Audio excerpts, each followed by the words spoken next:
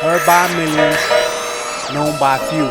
Unheard of writers, producers, and artists. Been grinding, doing major moves. Everybody, my name is Bless One Beats, also known as Jose Arias, JL Arias. I'm a composer, writer, producer, publisher, independent. And the name of the story is Heard by Millions, Known by Few, which is a lot of ears have heard my music on TV. I have done music on MTV, VH1, on E, NBC, Fox Sports, and I'm gonna break down my story, for my come up. I was born in Methuen, Mass, 1974. I was raised in Lawrence, Massachusetts, which is 30 minutes north of Boston. I lived there most of my life. I've moved a few times to New York, back and forth. I lived in the Bronx. I lived uptown. I got a brother and a sister. My parents, Pascuala and Rafael, they were mill workers, factory workers. My mom worked at New Balance. My father was a machine operator for 20 years. Come from a hard-working family. Always been into the music because I'm the first generation Dominican American, born here in the United States. So it's a culture shock. As we came up, we listening to merengue. My parents, they used to have Beatles records, Julio Iglesias records, old bachata records. So we always had a gumbo of music in our household. I was always in charge of the music at family parties. They always put me in charge of the music. So I was always into the music. As I got into junior high school, I started helping out the DJs at the local school dances, helping them pick the music. So I started getting into the music, into the DJing part. I had summer jobs, and I'll save my money up to get Gemini turntables with Staten, with the S-arm. Got a 4-track.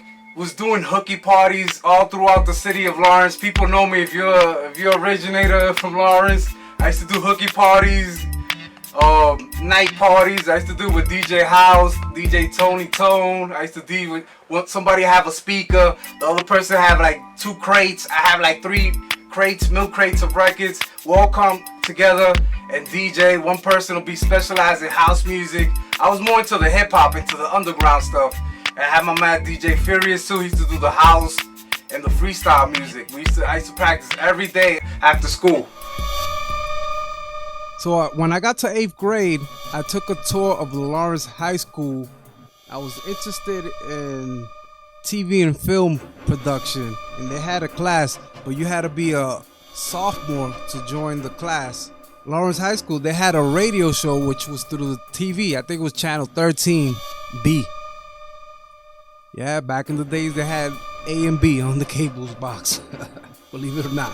It was these guys that had a show called J&B Funk Hour, which is Jose Velasquez and Braulio Marte. They was early student mentors of me. They took me under the wing. So they had a radio show through the TV. I took it a step further and did a video show, a rap video show. It was like a local Yo MTV Raps. It was called Rap Motivation. Let loose the mixing.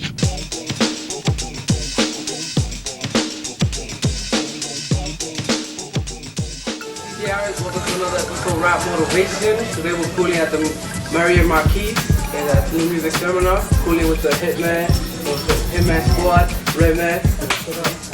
Cooling. So tell us about your album that's coming out. Or what? Album's called What? Strictly Funkadelic Hardcore stuff. You know what I'm saying? Yeah, past discretional sticking is the vibe stuff. But it's definitely a diesel album. No political, no black, none of that. Just Produced by Hip Hop. Produced by Redman and Eric Sun. We're back for Rap Motivation, cooling out with Chia Lee. So tell my viewers how long you been rapping and who inspired you to get into rapping. I've been rapping about 2-3 years. I started when I was 13, 14. I'm 16 now, so I've been rapping a little while.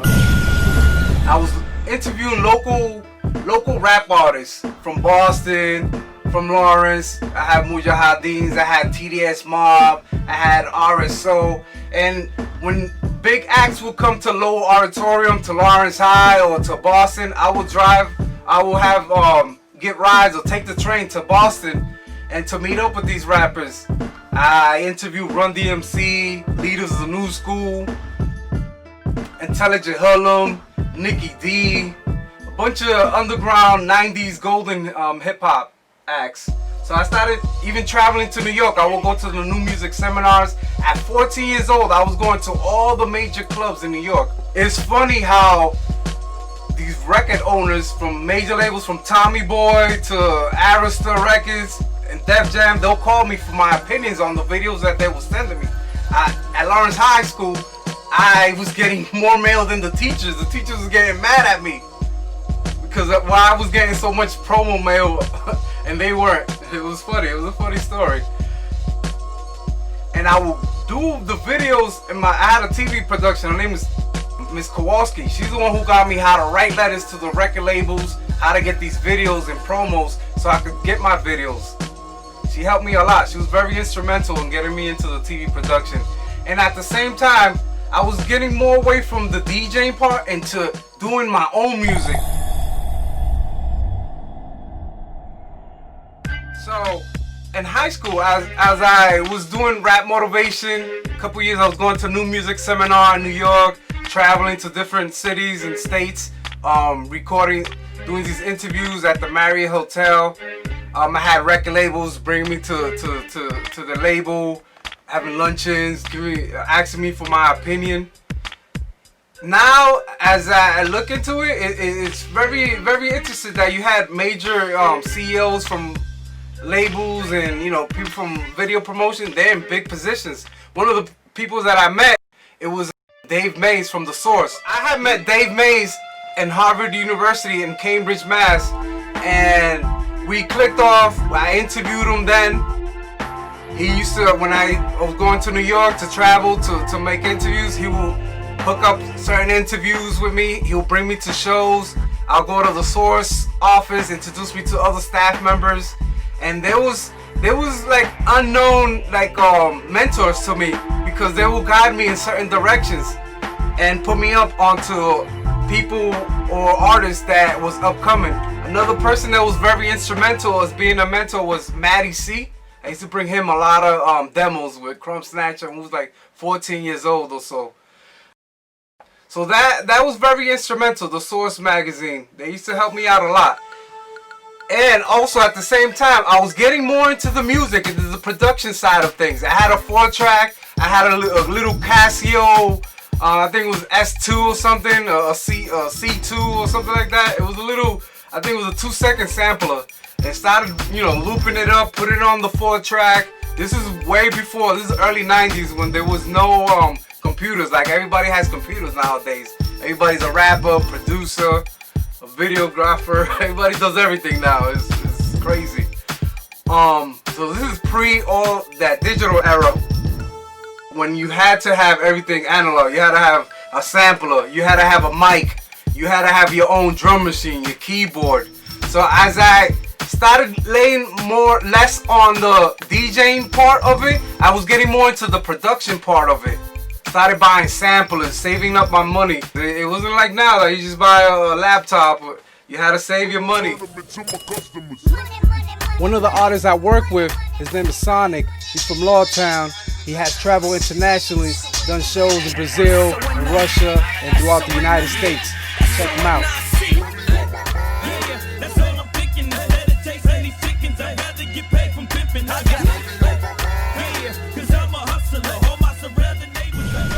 As I'm leaving high school at 18 years old from Lawrence High, I graduated. I was very serious into the digging in the crates, getting records. I was down with DJ Shame. He was from the Vinyl Reanimators. He was down with Joe Mansfield. He produced a lot of the Edo G. So at 18, me and Scientific, he was a local rapper that was one of the major rappers here.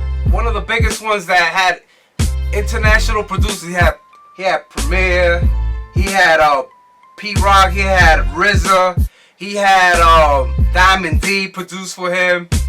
So me and Edo G, we clicked off. We got introduced through Scientific. Scientific was down with the Bulldogs around that time.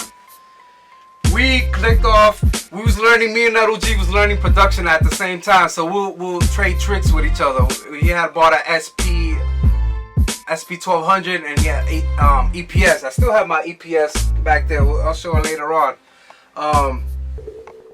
So I co-produced with Edo G Lawtown, which is very famous. I didn't get no credit because the A&R, I was young. I was only 17, 18 years old. And I did Criminal and Lawtown with Edo G. Coming out of high school, I was doing professional records with, you know, all these big time producers. From there, I was really getting into the production side of things. I met Big Shug from Gangstar Foundation through Edo G on one of those sessions with Scientific.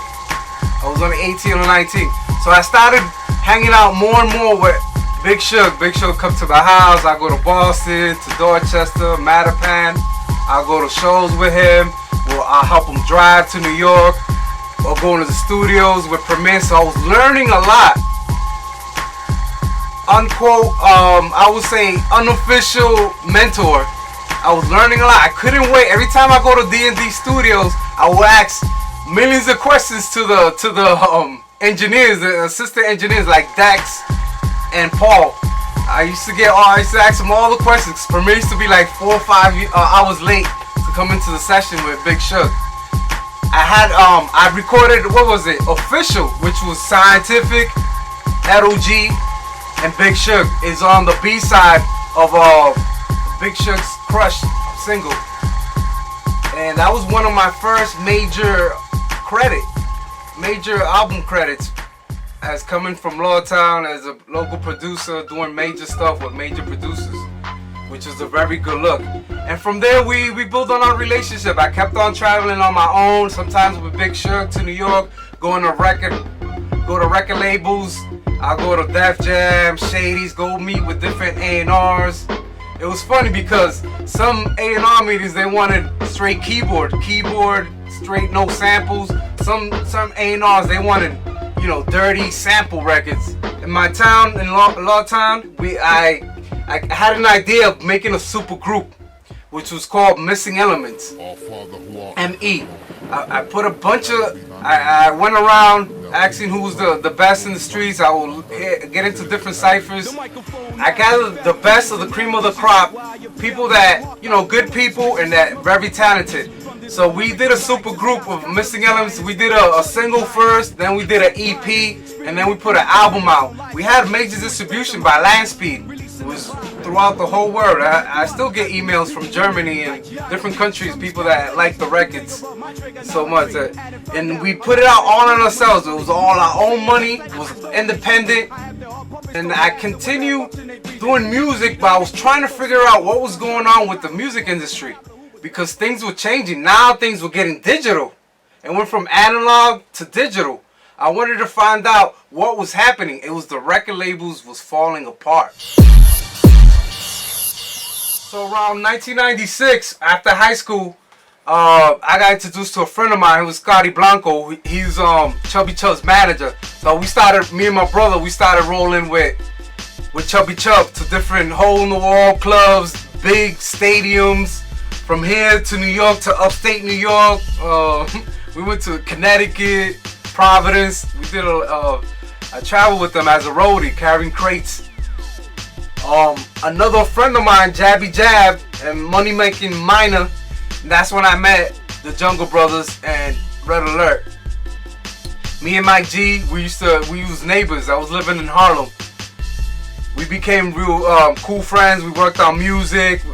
We worked on beats. Very cool cat. He used to bring me to different events. We became cool friends. Shout out to Mike G from the Jungle Brothers. And 2004 or 5, I moved to New York. I was being an assistant to Fox from MOP. I was a driver and I was her assistant.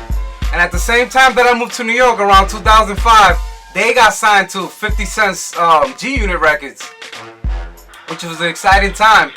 We were staying up at the mansion in Connecticut, in Farmington, with a trainer, a health trainer. It was very dope. It was very good. You know, teach you how to eat right, exercise. It was very, very interesting. During one of those A&R meetings, I had an A&R meeting at Sony. My man Anton, Foxy Brown's older brother, he was the businessman. He was an A&R for Trackmasters. I had a meeting. I drove from Massachusetts all the way to New York. It was through my man Green Eye Rob. Set up the meeting. One of the meetings, 50 Cent was there. Inside the meeting, he was like, "Can I sit in?" Where I was playing the beats to the A&R, to Anton. And 50, I played him like 10 beats. He was feeling like 2 of them. But at the time, the way you went to A&R meetings, it was through a DAT tape. They didn't have CDs back then. It was like 1998, 99. He was very cool. He was very humble individual. So years later, making my A&R rounds. I think this happened like 2003, 2004. I was dropping off beats at G Unit. As I'm walking in the same elevator, the bodyguards are in between me and 50 Cent.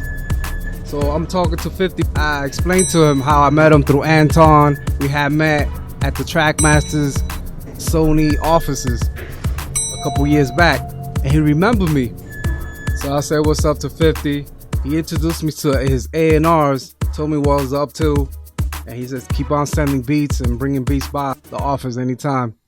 So throughout the city, I used to go to there was one event that my man Hectic had bragged me from Missing Elements. He bragged me to it was Static Selector. I forgot what album release party, a pre-release listening session in Boston at a clothing store.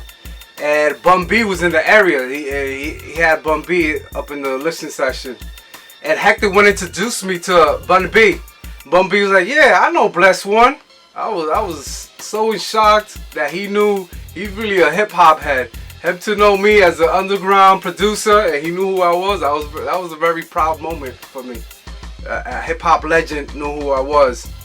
Through the hip hop music, I started getting into more of knowledge of myself, which is one of the 6 elements. I was always into the hip hop, the 5 elements. One was graffiti. I do graffiti. I used to pop. I was too chubby to back dance on the floor to do head spins and all that. So I used to pop with the neighborhood kids, battle kids from the projects. I lived right across the street from the Excess projects. I used to rap a little bit when I was like 14. So those are my elements of hip hop. I've been involved in all the elements of hip hop. So I started looking for different revenues and how to monetize, how to get different money coming in, money streams. So I had a partner that was looking into the internet. He was my business partner. He was like, "Why you don't look into film and TV? They use a lot of music." I was like, "Wow, that's a good idea." So I joined a company, an A&R company, independent, called Taxi.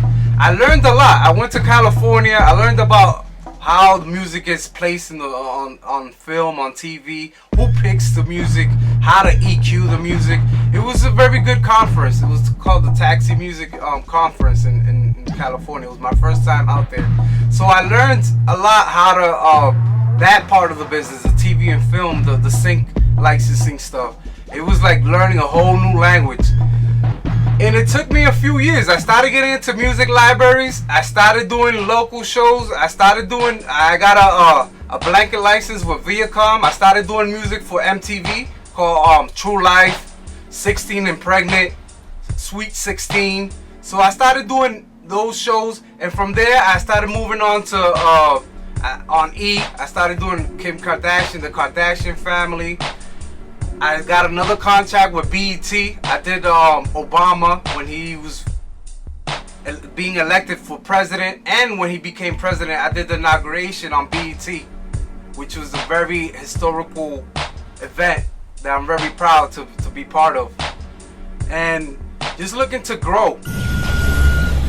Now I'm doing New York Knicks pre-game and post-game commentary, doing the music in the background, just growing and expanding to different avenues. Now with the digital age now, you know, Hollywood don't really got the grip on things because now you have YouTube, Hulu, Netflix. You can put your music and your project straight to the public. Now the public has a more of a say-so, a demand, instead of, you know, these old Hollywood executives telling the people what they're gonna like and what they're not gonna like. More the audience now has a choice and in the direction what they want to buy and what they want to see. There's more choices now. So, you know, and I found out on my own how to do Excel sheets, how to formulate the music, how to get the right format to it. And these are things that I learned on my own. No one really, you know, I read a lot on the internet information, but this is I think we're still growing because digital. I think we're at a digital revolution, which is starting. It's a long tail. So, you know, streaming money is still slow.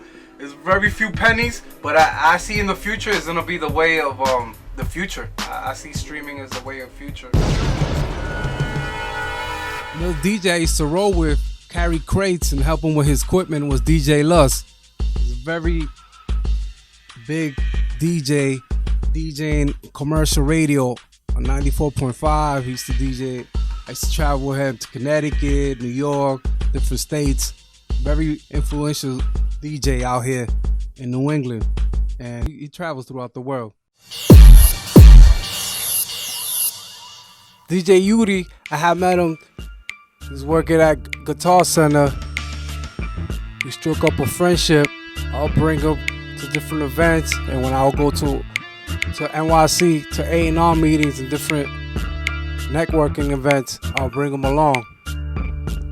So we will go to New York. I'll introduce him to my connects. He'll connect me with his connect. One of my good friends works for Rough Riders. He's an A&R over there. He's A&R Jin's album. I said, word? Yeah, his name is Amadi Mitchell, songwriter. He has done work with DJ Shock on DMX, Eve, Locks, and we became cool. I'll bring him along also, different events. He'll bring me to different events. One of the events was the Tribeca Film Festival. Very involved in the New York City scene, underground, downtown scene. And throughout the years, we work with each other. We're working on hooks and beats, throwing ideas back and forth. And I explained to him about Heard by Millions, Known by Few, which is a documentary series about writers and producers who are making major moves, who are under the radar. If you guys have any questions, any suggestions, please feel free to leave a comment under this video. And this is one of the first of many videos. We're gonna have different songwriters, producers telling their stories, how they got put on and stuff like that. For all the people that wanna reach out to me for lectures, talks, producers battle as a judge, talk to your school, please email me or contact me, one of the social networks on the screen. Peace and much love.